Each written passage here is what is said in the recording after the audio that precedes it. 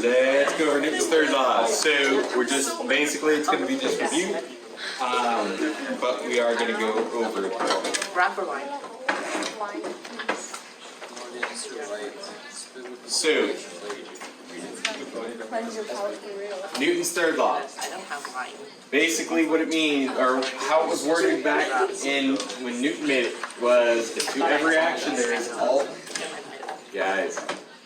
to every action there is always opposed and equal reaction, or the mutual actions of two bodies upon each other are always equal and directed to contrary parts.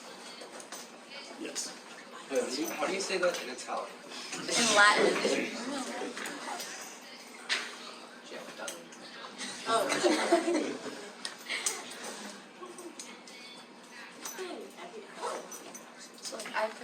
Azioni contrariam semper eta equalem esse reactionem, sive corporum duorum action sin se mutuo semper esse a equal set in partes contrarias dirigi.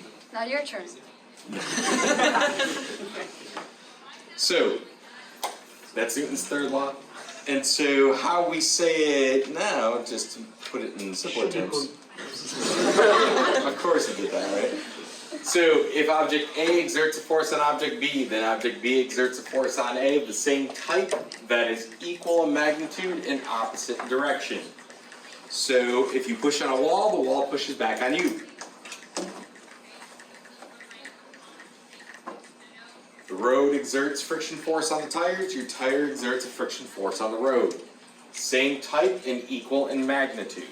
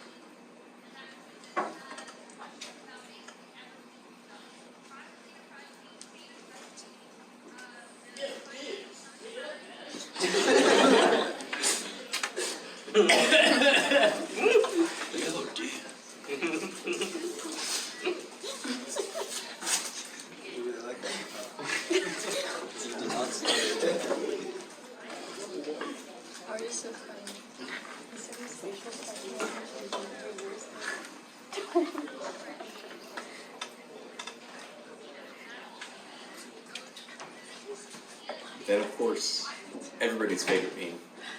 No, It's a Star Wars line. No, it's the car. it's a car. It's the Yeah, car. it's not the car. It's the car. Oh. So, for Newton's third law, Isaac Newton slaps the roof of a car slaps Isaac Newton. Is that you, Mr. Zappa? It's the black. That is Mr. Zappa. Yeah. That is so funny. That is What Avogadro? Yeah, where's he stopping?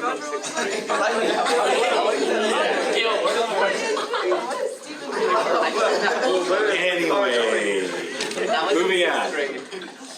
Remember, not all forces are equal and opposite. Not all forces that equal and opposite are Newton's third law pairs. So for example, if we have a book sitting at equilibrium on a desk, it has gravitational force downwards, and an equal and opposite normal force upwards. But that's not Newton's third law, because there are different types of forces. It has to be the same type of force. So the Newton's third law partner for the force of gravity on the book is the book's gravity on Earth. So the book is getting pulled down by Earth's gravity, and Earth is getting pulled up by the book's gravity. But Earth doesn't move. Why not? Much larger mass than the book. Yeah. Shouldn't the book exerts a normal force down? Yeah, like the book is the surface. Yeah. So, would the normal force be like a contact force because it's Well, normal force is a contact force. okay. But contact forces are microscopic Manifestations. Yeah. of What's the other one? Force. The other forces. What are the other forces? Contact and Field forces. field forces. Like magnetism? Yeah. Electricity and magnetism. So we got to remember that Newton's third law of pairs don't cancel. So A exerts a force on B, B exerts a force on A. Those forces still exist. It's not like, since they're equal and opposite, that they cancel each other out. Now they don't exist anymore. So they're still there, equal and opposite. Yeah. Oh my god. So, whenever you have Newton's third law force pairs, are they kind of like shoelaces? Where you have two of them, you tie it around, they don't go away, but they're almost like going in opposite directions when you tie them? Opposite and, I mean, I guess you could do that Opposite. because it's like opposite and the same material. Because it's got to be the same force. So What if, hypothetically, if you had, or no, not hypothetically, I should ask, is it possible to have like two forces, and it doesn't have to be like Newton's third law pairs, but forces of two kinds to be acting upon at this, on each other, on two objects that are having two different forces acting upon the other at the same time? Like, let's say if there's wind blowing, okay. No, I'm okay. I don't know. what kind of force would that be? Contact or no? Not It would be a contact force. It would yeah, be it's air. it would kind of be like a friction, air resistance. Okay. And so what if you have wind and then you have But I kind of want to use a magnetic field acting the other way? You know? Yeah. How would that work? So okay, so I know where you're kind of going with this. You're saying like, let's say we have something's getting pulled on by gravity, Yes. and you have a magnetic field and a magnet pushing it up. Yep. You get this. That's it. That it floats. They cancel each other out. That they're different types of forces.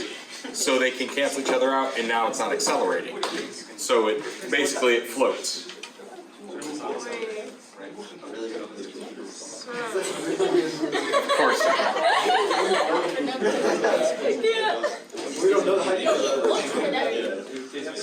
The production value. so they don't have to be the same types of force, but they have to have the same magnitude of force. Yep. That makes sense. Yep. Snap. And second semester, when we start going into magnetic fields and electric fields, there's going to be a lot of times where it ends up being things like you have a particle that has a charge, and because it has a charge, it's attracted to the opposite charge, and so now there's a force of attraction. So, And then there would be things like, oh, and now there's gravity as well. How do you make it so that it doesn't move? oh, okay. So, like, how do you make it float? So there's gonna be questions like that coming up. That's second semester. So, how would magnets or forces work like underwater? We'll talk about that next week. What about, It'll be on the next like, what happens if somebody said, I throw a ball off a cliff, or like I kick a ball off a cliff, and it lands in water and it sinks to the bottom? Like, how would that work? It was a cheap ball. It's like an I mean, absolute. What? A cheap ball? What? Really? a metal ball? No, like, I kick a ball. I mean, well, then that gets into fluids and buoyancy. Oh, like there's But- one here.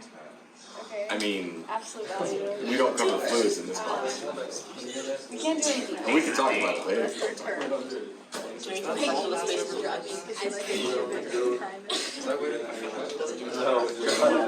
I can't put.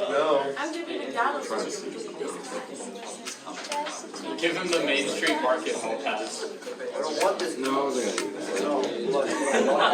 No, it's not.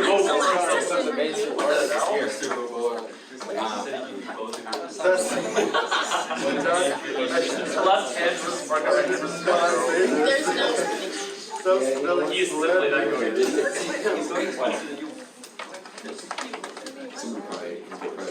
Okay, yeah. Do we cover thermal? No. No. Oh, good. Okay, next. Go! That was quick. Go. Yes. If you have a ball that's the same density as water, and you throw it down in water, does it continue to accelerate or does it slow down? It still follows Newton's second law. Wait, Go! Newton's second law. If it accelerates, there is a net force. Yep. what is it? Anyway.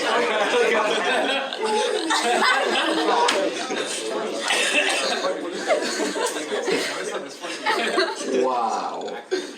Completely forgot this one. Anyway, okay, so basically what all this says is Newton's third law tells us that we cannot exert a net force on ourselves. So basically, if you push on yourself, you're going to push back with an equal force. It wouldn't make sense that if you push on your shoulder, you fly across the classroom. That'd be kind of cool. It would be interesting, but everybody would be flying all over the place, I think.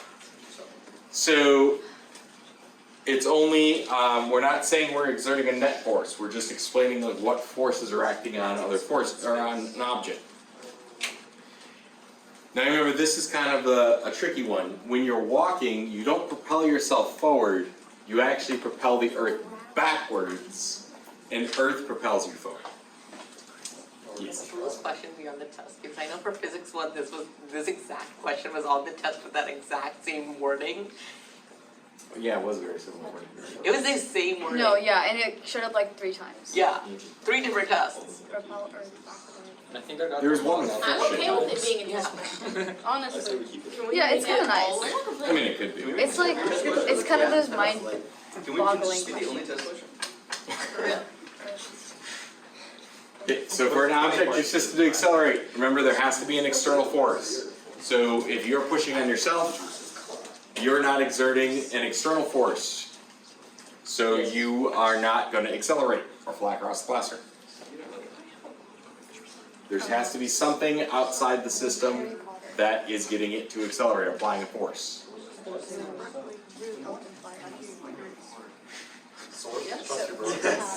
know that commercial for like the phone whenever like the earth's like and then everyone goes outside and they start running to like propel that earth backwards and then they're like y'all going the wrong way and then everyone's and then if you were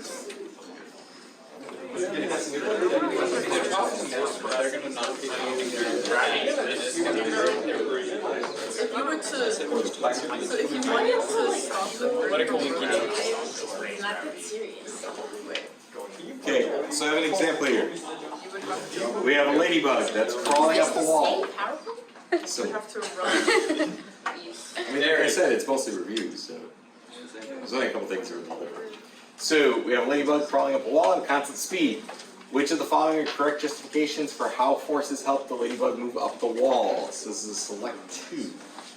So is it a constant non-zero net force acts on the ladybug as it moves up the wall? The ladybug exerts a downward force on the wall to move itself up the wall. The upward force of the wall on the ladybug moves the ladybug up the wall. Or the ladybug exerts an upward force on itself to move it up the wall. So which 2? Oh, there's 2. Yes, there are 2. Wait. It's B. It doesn't move itself. It can't move itself. So it can't move itself. I was thinking, why A? Because it's constant speed. Yeah, I think it'll be A and D, I think. I don't understand how much pain would be like constant. I'm not A Because it's and like B. No, it ain't. each step is No, physics C. Is it going into constant? Oh, yeah. Yes. What's the A and B? It might be. I mean, there's only a couple. Wait, so what Okay, so A and B, yeah. it's B and C here. So how this works is Ladybug is exerting a downward force on the wall, and that's pushing it up the wall. So the wall is pushing it up, you could think. The upward force from the wall is what's moving it up. So these are third law pairs. So Ladybug exerts downward force on the wall is pushing up on Ladybug. Okay. Any questions on that? What was A? What's your action? Non-zero net force acts on the Ladybug as it moves up the wall. Oh, it says non-zero. Oh. It's on the video. It has to be No, but isn't net force 0? But Yeah, exactly. So, Yeah, because non-zero net force meaning you have an acceleration. and you do not, because it's constant. And then D can't be true because it can't exert a force on itself. This is the worst one. The ladybug looks creepy. Yeah, she kind of fast. Like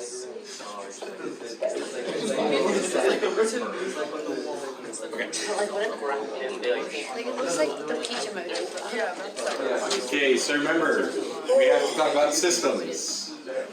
So remember, a system is a collection of interacting objects. We use Newton's third law a lot with systems.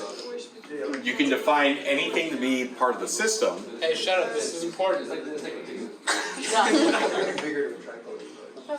Anyway.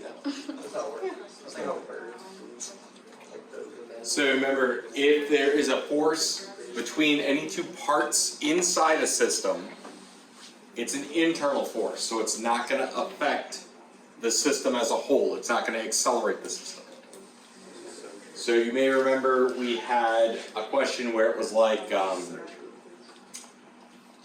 horse and buggy. The horse is pulling the buggy is pulling back on the horse, and those forces aren't accelerating the entire thing. There's an external force because the horse is walking, so they're pushing back on the earth and the earth is pushing forward. So that's where that external force is coming from. But if you were to say that the system was the earth, the buggy, and the horse, then nothing's accelerating? Yes. Okay, that's- Basically, if you add earth to any system, for the most part, probably about, I'd say about 80% of the questions, then just nothing's going to accelerate, because the earth won't accelerate then. Unless you're talking about like multiple planets. That's when it changes a little bit, but yeah. Or if we're talking about gravity, if we needed specifically gravity involved. Well, like the system was like the horse, the buggy, and the earth, and then like outside the system was like May lose a a couple tank, points. and it hit the buggy. In Would that the be an outside reference force? your answer in part B. Yeah, I mean, yeah, you still wouldn't be accelerating because Earth is part of it, so anything. Wait, but it's an external force. So I'm saying the tank is outside of all of those, the earth, the buggy, and the horse. I thought I heard like a tree or something. That's what I thought. No, I said like something, basically something's hitting the buggy, you're like, boom. Yeah, if something hits it, then that'd be external. Yeah, so that would accelerate the system. So if I shoot the buggy with a tank, and we're seeing the buggy on the horse. So remember we had this example. This is kind of the telltale example of Newton's third law. So we have an apple that's falling down, being pulled by Earth's gravity. So if we consider the apple alone to be the system, gravity is external, so it's accelerating the apple. But if we consider the Earth and the apple to be the system, gravity is internal, and it will not accelerate the system. Because gravity is part of the Earth. So it's important how you define your system. Yep. So I was wondering, if you're running on a treadmill, do you have velocity or is it just no velocity? And like, But technically, your force is, you're pushing back on the treadmill. The treadmill's trying to push you forward, but it's also moving, so technically your net force is still 0. Oh, Because it had a negative force and you have positive, so they're canceling out there. that's fun. So, building off of Aria's question with the person on a treadmill, if they were running, and let's say that they are maybe running at a constant velocity on the treadmill, how would the velocity change if you defined the system to be not the person in the treadmill, but just the person? It would just be 0? So that means the treadmill is exerting an external force on the person. So is the person accelerating them? Because if you made the system to be person and treadmill, the person is at a So the constant. person would be accelerating. Well, hold on. The person would be exerting a force that's canceling it out. Oh, I gotta think about that. Don't. Next slide. Wait, I'm ready. Let me think about that first. Too bad, it's on the video. I'm not watching No, this. oh, treadmills are a little tricky. Let me think about it after we finish. This is the last slide. Okay.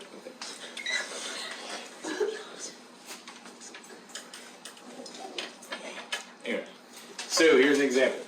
We have a train that's shown accelerates forward at a rate of 2 meters per second per second. What are the forces on the 2,000 kilogram car and the 1,000 kilogram car? So, what do we need? What do we know so far? Mass and the acceleration. Mass and acceleration. What do we know about that acceleration is also true? It's constant for all. Yeah. Constant for each cart and the entire system. F equals ma. Yep, F equals ma. So, first, I labeled the carts, A, B, C, make it easy. And let's start with net force equations for all 3 of them. So for A here, we only have the force 3 here, pulling it. So force 3 equals mass of A times the acceleration. For B, we have force 2 pulling it this way, but force 3 is pulling it this way. That equals the mass times the acceleration. And then for cart C, we have force 1 pulling this way, force 2 pulling this way, and mass times acceleration there. So we're going to go through each of these. So the easiest one to start off with is the caboose, the back car there. So force 3. So force 3 is equal to mass times the acceleration, and that's mass of that cart. We know the acceleration and we know the mass of the cart. Plug it in, 6,000 newtons. Easy enough. Now that we know force 3, we can move on to the next one. So here we're going to find force 2. We know force 3, we know the mass of B, and we know the acceleration. So we can plug in all those values. And now we get what force 2 is. Because force 2 also has to pull car A. And now we repeat this for the last force. And when we do that, we know force 2 is the 10,000 newtons, and we know the acceleration, we know the mass of car C, and so we can find what force 1 is. So we plug in our values, we get 12,000 newtons here, which makes sense because the train has to pull all 3 cars, so that will be the greatest value.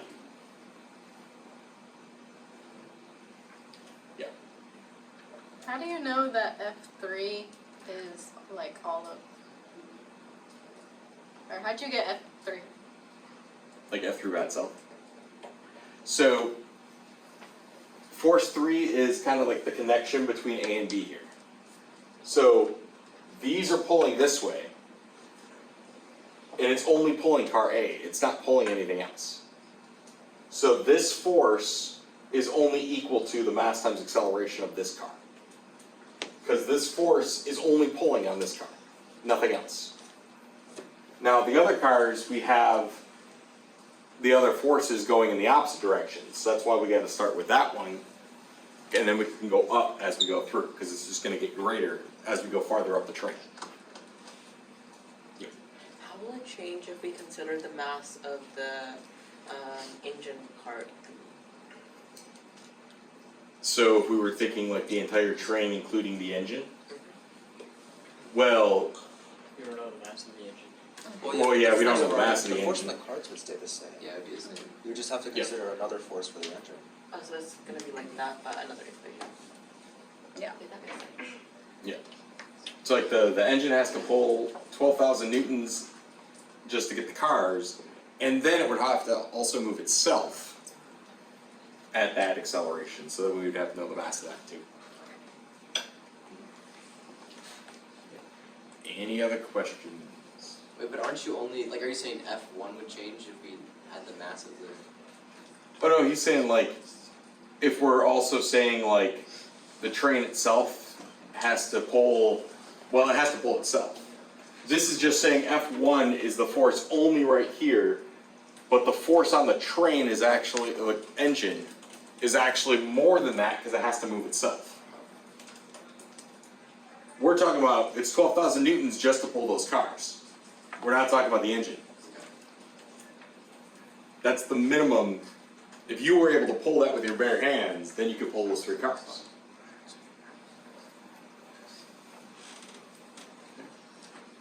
Okay guys, so I do have practice in your OneNotes.